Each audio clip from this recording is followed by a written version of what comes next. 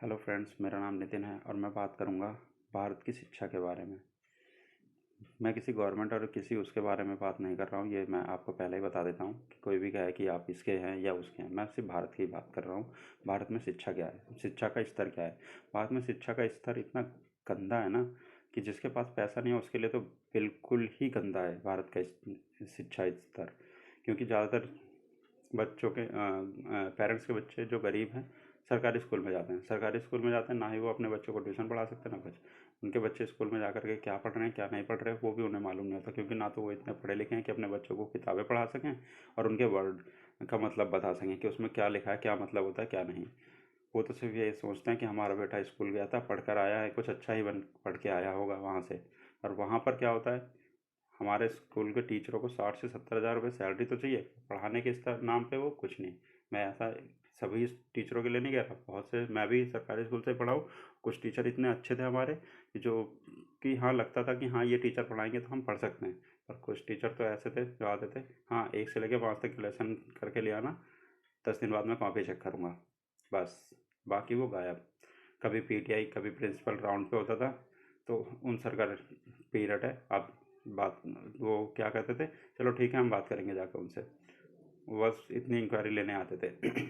कुछ ज़्यादा सख्ती होती थी तो वो आके क्या होता था, आके बैठ जाते थे और एक बच्चे को खड़ा कर देते थे, जाइए किताब पढ़िए। वो किताब पढ़ रहा है, किस क्या पढ़ रहा है क्या नहीं पढ़ रहा है उन्हें उससे कोई मतलब नहीं होता था। वो बस अपने बैठे बैठे फ़ोन में देखा और टाइम पास किया और चले गए।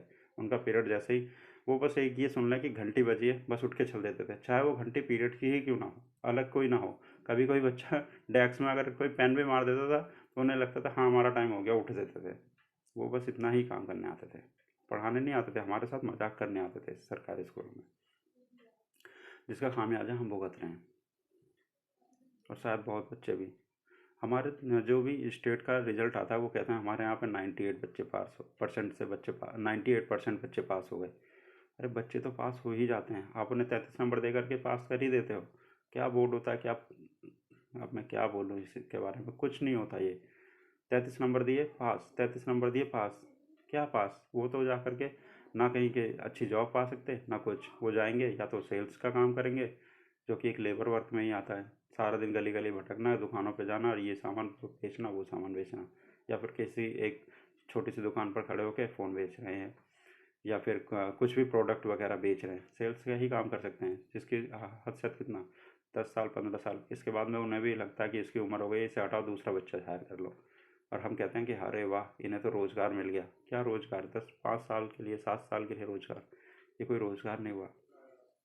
आप हमारे जब तक शिक्षा नहीं बढ़ेगी, हमें इंग्लिश मीडियम के नाम पर हमारे स्कूल में सिर्फ एक सेशन होता था, सेक्शन सॉरी, सेशन कह रहा हूँ, एक सेक्शन होता था जिसमें इंग्लिश पढ़ाई जाती थी।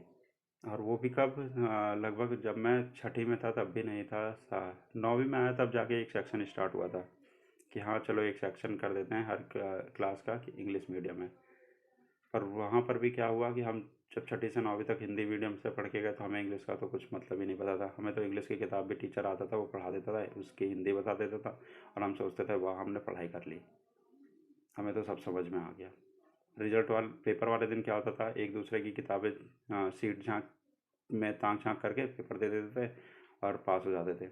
क्यों, क्योंकि उसमें क्या होता था, ऑप्शनल जो क्वेश्चन आते थे वही कर लो बस, हाँ 33 नंबर आ गए पास। इंग्लिश में 33 बहुत है, 33 वाले को तो ये हो गया कि ABCD आती है तो आप पास। अब बात करते हैं हम इंग्लिश मीडियम की। जितने भी प्राइवेट स्कूल है वो ज़्यादातर इंग्लिश मीडियम है, अच्छे प्राइवेट स्कूल। ये नहीं कि हर गली के कोने पे एक स्कूल खुल जाता है आजकल तो और उसे कहते हैं हम प्राइवेट स्कूल। पता नहीं लोग बच्चों के हमारी गवर्नमेंट बच्चों के साथ भविष्य के साथ में इतना खिलवाड़ कैसे कर सकती है। इंग्लिश मीडियम स्कूल के नाम पर तो कुछ भी खुल जाए और गवर्नमेंट से मान्यता प्राप्त। मैंने अक्सर देखा है बहुत सारे स्कूल ऐसे हैं जहाँ पढ़ाई के नाम पर कुछ भी नहीं है, पर हाँ फीस उनकी बहुत हाई फाई है। क्यों, क्योंकि वो गवर्नमेंट से CBSE से मान्यता प्राप्त हैं। आप हमारा स्कूल से मान्यता प्राप्त है, आप आइए एडमिशन लीजिए, बच्चे के फीस के नाम पे ये दीजिए, एनुअल फीस ये है। तो ये क्या चीज़ है, सब लूट ही तो हो रही है।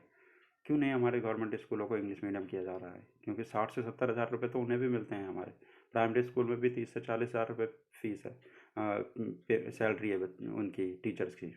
तो वहाँ पर क्यों नहीं होता कि इन्हें भी आप इंग्लिश मीडियम कर दीजिए। मैं मानता हूँ इंग्लिश मीडियम करना कोई आसान बात नहीं है, आप एकदम से कह दें और 12वीं वाले बच्चे को इंग्लिश मीडियम का कोर्स पढ़ा दें, नहीं, इतनी जल्दी नहीं हो सकता। पर हाँ, इंग्लिश मीडियम कर सकते हैं। जैसे छठी 7वीं 8वीं तक के बच्चों के लिए आप कह दीजिए कि आपके लिए इंग्लिश मीडियम है, आपको एक्स्ट्रा क्लास दी जाएंगी इंग्लिश मीडियम है। ऊपर के लेवल के बच्चों को 3 से 4 साल लगेंगे या 5 साल लगेंगे हद से हद, पूरा चेंज हो जाएगा सिलेबस, कोई बड़ी बात नहीं है। 5 साल बाद तो इंग्लिश मीडियम टोटल हो सकता है। पर नहीं, हमारी गवर्नमेंट से चाहती ही नहीं है कि वो कुछ बच्चे पढ़ ले या गरीबों के बच्चे पढ़ लिख करके कुछ हो जाए। हाँ, 2-4% जो बच्चे हैं गरीबों के पढ़ लिख के वो होते हैं, उनका न्यूज़ में दिखा दिया जाएगा, सब्जी वाले का बेटा आईएएस बन गया, या किसी पेपर फेंकने वाले बेटे का बेटा एक सीईओ बन गया किसी कंपनी में। अरे वो 2-4% जो बच्चे थे उन को किसी ने गाइड किया या उनके माइंड में अच्छा था तो उन्होंने कर लिया। पर हर बच्चे को गाइड करने वाला कोई नहीं होता। हमारे यहाँ पर 8 पीरियड होते थे, 6 सब्जेक्ट थे, 8 पीरियड होते थे, 2 पीरियड ऐसे होते थे जिनमें कोई मतलब नहीं था। अरे यार, ऐसा क्यों नहीं करते थे? एक पीरियड ऐसा हो एक्टिविटी का और एक पीरियड ऐसा हो जिसमें बच्चों को गाइड किया जाए कि आप क्या, हर बच्चे से बात की जाए कि वो क्या, उनके माइंड में क्या चल रहा है, वो किस चीज़ सब्जेक्ट में अच्छे हैं, कहाँ तक क्या से वो सॉरी क्या सब्जेक्ट उन्हें समझ में आता है, क्या सब्जेक्ट नहीं समझ में आता है। उन्हें गाइड क्यों नहीं किया जाता कि आपको, अच्छा आपको ये सब्जेक्ट समझ में आ रहा है तो आप इस चीज़ में जा सकते हैं, मैकेनिकल में जाना चाहते हैं तो मैकेनिकल में जाइए। हमें तो क्या होता है, पहली क्लास से लेकर स्टार्ट करते हैं सारे सब्जेक्ट, और 10वीं में आके आपको 10वीं पास की, उसके बाद में आपको 3 में से कोई एक आर्ट साइड चुननी है, आर्ट ले लो, कॉमर्स ले लो या साइंस ले लो। अरे उस बच्चे ने तो तैयारी नहीं की थी, वो तो आईएएस के लिए तैयारी कर रहा था, उसने आर्ट ले ली। आर्ट लेने के बाद में चलो उसका अगर आईएएस में आया तो ठीक, वरना वो तो किसी काम का नहीं रहा। अब उसने क्योंकि 5 से 6 साल उसने बर्बाद किया आईएएस के लिए, अब वो या तो फिर प्राइवेट जॉब करे, गवर्नमेंट में तो उसका नंबर नहीं आया।